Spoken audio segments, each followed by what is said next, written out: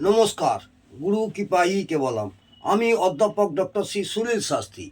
গতকাল আপনাদের সপ্তম ভাব অর্থাৎ লগ্ন থেকে সপ্তম ভাব পর্যন্ত মঙ্গল গ্রহ জাতক জাতিকাদের থাকলে কি প্রভাব হয় সেই নিয়ে বলেছি, লগ্ন থেকে সপ্তম ভাব পর্যন্ত। আজ অষ্টম ভাবে মঙ্গল গ্রহ থাকলে জাতক জাতিকাদের কি প্রভাব হয় সেই নিয়ে আমি বিস্তারিত আলোচনা করছি। অষ্টম ভাবকে আমরা রন্ধ্রভাব বলি বা মৃত্যু ভাব বলি বা নিধন ভাব বলি। এইট হাউসে মঙ্গল গ্রহ থাকলে জাতক জাতিকাদের ভৌম দোষ হয়, যেটাকে আমরা কুজ দোষ বলি, ভৌম দোষ বলি বা মাঙ্গলিক দোষ বলেও থাকি। স্বামী বা স্ত্রীর মৃত্যু হয়, স্বামী বা স্ত্রীর মৃত্যু হয়। সংসারে নানা রকম অশান্তি ঝামেলা, দাম্পত্য জীবনে সুখহানি ঘটে। ছোটোখাটো ব্যাপারে অশান্তি হয়, যে কোনো ছোটোখাটো ব্যাপারে মাথা গরম হয়ে যায়, অশান্তি হয়। স্বামী স্ত্রীর মধ্যে শত্রুতারও সৃষ্টি হয়, স্বামী স্ত্রীর মধ্যে শত্রুতার সৃষ্টি হয়, নানা রকম দুশ্চিন্তা, মাথায় ঘুরপাক খায়, অহেতুক চিন্তা করে। এইসব জাতক জাতিকারা অহেতুক চিন্তা করে, তেজি হয়, শরীর স্বাস্থ্য শক্ত সামর্থ্যও হয়। সপ্তম ভাবের মতোই কিছুটা বদলায়। এই জাতক জাতিকাদের বিভিন্ন রকম ভয় থাকে, যেমন অ্যারেস্ট হওয়ার ভয় থাকে, থানা পুলিশ বা অ্যারেস্ট হওয়ার ভয় থাকে, আগুনে পুড়ে দুর্ঘটনা হওয়ার ভয় থাকে, এমনকি মৃত্যু পর্যন্ত হতে পারে, কারণ অষ্টম ভাব আগুনের ও মৃত্যুর কারক ভাব। অষ্টম ভাব হচ্ছে আগুন এবং মৃত্যুর কারক ভাব, এটা মাথায় রাখবেন। অষ্টম ভাব আগুন ও মৃত্যুর কারক ভাব। মঙ্গল আগুনের কারক গ্রহ, মঙ্গল হচ্ছে আগুনের কারক গ্রহ। এদের বিদ্যুৎপৃষ্ট হওয়ার সম্ভাবনাও বেশি থাকে, বা ইলেকট্রিক শক বেশি খায়, বা ইলেকট্রিক যন্ত্রপাতি থেকে বিপদ হওয়ার সম্ভাবনা থাকে। এইসব জাতক জাতিকাদের ইলেকট্রিক যন্ত্রপাতি থেকেও বিপদ হওয়ার সম্ভাবনা থাকবে। এই মঙ্গলের সাথে রাহু যুক্ত হলে বিদ্যুৎ স্পষ্ট হয়ে মৃত্যু পর্যন্ত হতে পারে। এই মঙ্গলের সঙ্গে যদি রাহু সম্পর্ক যদি হয়, সম্পর্ক স্থাপন হয়, বা একসঙ্গে থাকে, একই গৃহে থাকে, বা যুক্ত অবস্থায় থাকে, তাহলে বিদ্যুৎপৃষ্ট হয়ে মৃত্যু পর্যন্ত হতে পারে। কারণ মঙ্গল বিদ্যুৎ, এর কারক গ্রহ হলো রাহু, যুক্ত হলে তাতে হাই ভোল্টেজ বিদ্যুৎ অর্থাৎ আরও উচ্চ শক্তি সম্পন্ন বিদ্যুৎ নির্দেশ করে। এটা মাথায় রাখবে। এই বিষয়টা ছাত্রছাত্রীদের বোঝার সুবিধার জন্য উদাহরণের সাহায্যে সরলীকরণ করছি।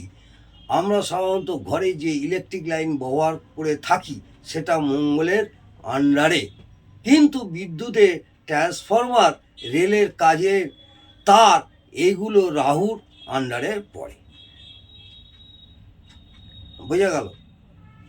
আমি উদাহরণের সাহায্যে সরলীকরণ করছি।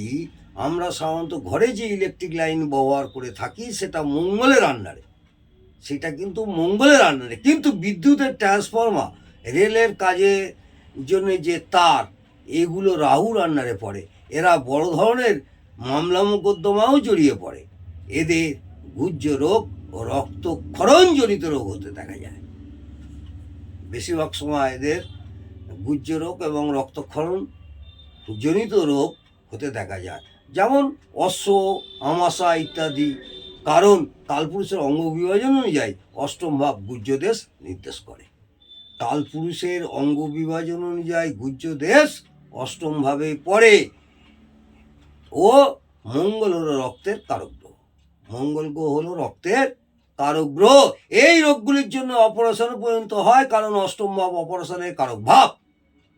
মঙ্গল ছুরি কাঁচি কাটা ছেঁড়ার কারক গ্রহ, মঙ্গল ছুরি কাঁচি কাটা ছেঁড়ার কারক গ্রহ। এই জাতক জাতিকরা খুব মানসিক শোক পায়, কারণ অষ্টম ভাব হলো মৃত্যুর জায়গা। তাই কাছের লোকের বা মনের মানুষের মৃত্যুর জন্য খুব শোক পায় এবং দুঃখও পায়। এরা খুব আইনি সমস্যায় জড়িয়ে যায়। এইসব জাতক জাতিকারা খুব আইনি সমস্যায় জড়িয়ে যায় এবং খুব ভয়ঙ্করভাবে জড়িয়ে গেলে অ্যারেস্ট পর্যন্ত হতে পারে। এদের গাড়ির সাথে অ্যাক্সিডেন্ট হওয়ার বা পথ দুর্ঘটনারও হওয়ার সম্ভাবনা থাকে। অ্যাক্সিডেন্টের সম্ভাবনা প্রচুর থাকে, এমনকি রাহু থাকলে ভয়ঙ্কর রকমের দুর্ঘটনা হয়।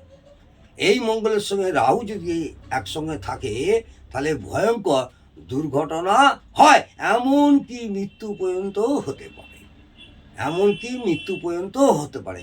অল্পতেই এদের শরীরে কোথাও আঘাত লাগে, বারবার কোনো অস্ত্রে কেটে যেতে পারে, যে কোনো অস্ত্রে কেটে যেতে পারে, বা ছোটোখাটো কারণেই আগুন থেকে পুড়ে যায়। যেমন হয়তো আনাজ কাটতে গিয়ে সাধারণভাবেই বারবার হাত কেটে যাওয়া, অর্থাৎ অল্পতেই রক্তপাত, অল্পতেই রক্তপাত। তুলনামূলকভাবে এদের আয়ের থেকে ব্যয় বেশি হয়। এই সব জাতক জাতিকাদের তুলনামূলকভাবে আয় থেকে ব্যয় বেশি হয়। এই মঙ্গল শনির সাথে যুক্ত হলে, এই মঙ্গল যদি শনি গ্রহ রাজির সঙ্গে যদি যুক্ত হয়, তাহলে এদের হাড় ভেঙে যাওয়ার কারণে অপারেশন হতে পারে। এদের হাত পা ভেঙে যেতে পারে বা হাড় ভেঙে গিয়ে অপারেশন হতে পারে, কারণ শনি হাড়ের কারক গ্রহ। বোঝা গেল? শনি হচ্ছে হাড়ের কারক গ্রহ। অবশ্যই মনে রাখতে হবে, এই অষ্টমভাবে অবস্থিত মঙ্গল যদি খুব ভালো অবস্থায় থাকে, যেমন ষোড়শ বর্গবল ভালো পায়, বা অষ্টম ভাবটা যদি মঙ্গলের মিত্রক্ষেত্র, অর্থাৎ রবি চন্দ্র বৃহস্পতির ক্ষেত্র, রবি চন্দ্র এবং বৃহস্পতির ক্ষেত্র হয়, বা ভাবটা যদি মকর রাশিতে পড়ে, এইসব জাতক জাতিকারা ভাবটা যদি মকর রাশিতে পড়ে, অর্থাৎ তুঙ্গক্ষেত্র হয়, বা মেষ রাশিতে বা বৃশ্চিক রাশিতে পড়ে, মেষ রাশি বা বৃশ্চিক রাশিতে পড়ে, অর্থাৎ মঙ্গলের স্বক্ষেত্র হয় বা মূল ত্রিকোণ ক্ষেত্র হয়, বা কোনো শুভ গ্রহের দৃষ্টি পায়, বা এই মঙ্গলের নক্ষত্রপতি গ্রহ যদি শুভ গ্রহ হয়, বা অষ্টম ভাবের সাথে যদি কোনো শুভ গ্রহ যুক্ত থাকে, তাহলে উপযুক্ত অশুভ ফলগুলি অশুভত্ব কমবে বা শুভত্ব দেবে। মনে রাখতে হবে, যতটা শুভত্ব পাবে ততটাই শুভ ফল দেবে, ও যতটা অশুভত্ব পাবে ততটাই অশুভ ফল দেবে। আজকে এই পর্যন্ত আলোচনা করলাম অষ্টম ভাবে মঙ্গল গ্রহ থাকলে জাতক জাতিকাদের কী প্রভাব হয়। আমরা সাধারণত অষ্টম ভাব কালপুরুষ অঙ্গ বিভাজন অনুযায়ী বা আমাদের ন্যাচারাল চার্ট অনুযায়ী অষ্টম ভাব আমরা নিধন ভাব বলে থাকি। এই নিধন ভাবটা আপনাদের বিস্তারিত আলোচনা করলাম।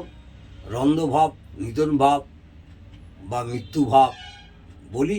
এই অষ্টম ভাবে যদি মঙ্গল গ্রহ থাকে, তাহলে আপনারা নিজেরাই জানতে পারবেন আপনাদের কী কী অসুবিধা হবে। সেই নিয়ে সাবধান অবলম্বন করলে অনেকটাই ফলপ্রসূ হবে। আজকে আমি এই পর্যন্ত আলোচনা করলাম।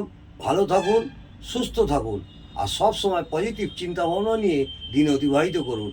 আশা করব তাতে নেগেটিভ প্রভাব অনেকটাই কেটে যাবে। জয় মা তারা।